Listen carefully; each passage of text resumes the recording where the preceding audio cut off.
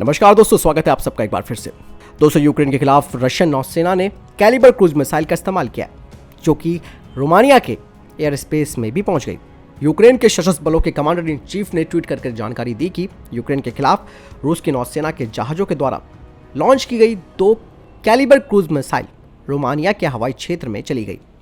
10 फरवरी 2023 को यूक्रेनी जनरल ने इस बात का हवाला दिया कि रशिया ने बड़े पैमाने पर यूक्रेन पर मिसाइल हमले किए हैं, जिनमें कि 71 कैलिबर और KH-101 क्रूज मिसाइलें थी। इसके अलावा 35 S-300 surface to air missile और 7 शाहिद कैमिकेज ड्रोन से हमला किया गया।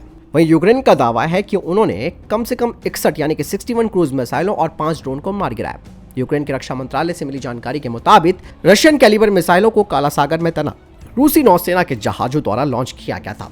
दरअसल दोस्तों, यूक्रेन में युद्ध की शुरुआत से ही यानी कि 24 फरवरी 2022 से रशिया की सेनाओं के द्वारा कैलिबर क्रूज मिसाइलों का बड़े स्तर पर इस्तेमाल किया गया है। आक्रमण की शुरुआत 30 क्रूज मिसाइलों को लॉन्च करने, कमांड और कंट्रोल पोस्ट, एयरबेस को निशाना बनाने के साथ शुरू हुई थी।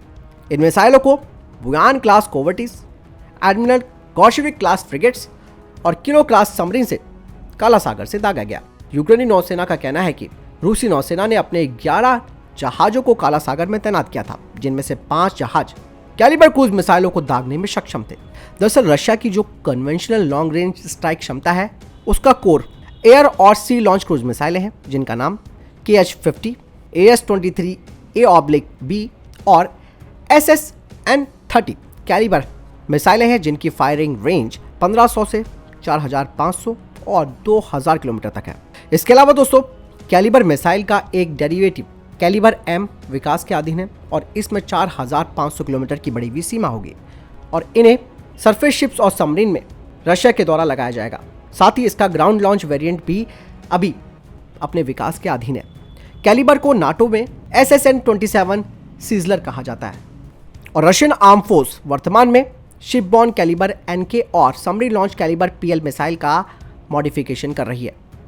कैलिबर को वर्टिकल लॉन्चिंग सिस्टम या पनडुब्बी द्वारा टॉर्पीडो ट्यूब का इस्तेमाल करके सतह के जहाजों से लॉन्च किया जाता है।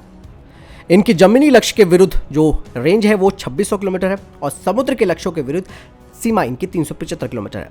वहीं ये कहा जाता है कि 3M14 में थर्मोन्यूक्लियर वॉरहेड के साथ इसकी रेंज 2000 से 2600 किलोमीटर है। कैलिबर क्रूज मिसाइल को 200 से 450 किलोग्राम के TNT के बराबर फ्रेगमेंटेशन फ्यूज्ड और पेनिट्रेटिंग हाई एक्सप्लोजिव वॉरहेड या फिर 50 KT के टैक्टिकल थर्मोन्यूक्लियर वॉरहेड से लैस किया जा सकता है। तो मजाक नहीं है दोस्तों रशिया के साथ पंगा लेना यूक्रेन के द्वारा।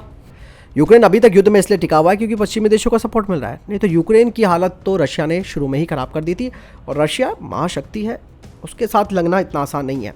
बाहर से भले सपोर्ट यूक्रेन को मिल रहा है, लेकिन कोई देश इस लड़ाई के बीच में नहीं पड़ना चाहता, नहीं तो वो रशिया है जो कि सब संभाल लेगा।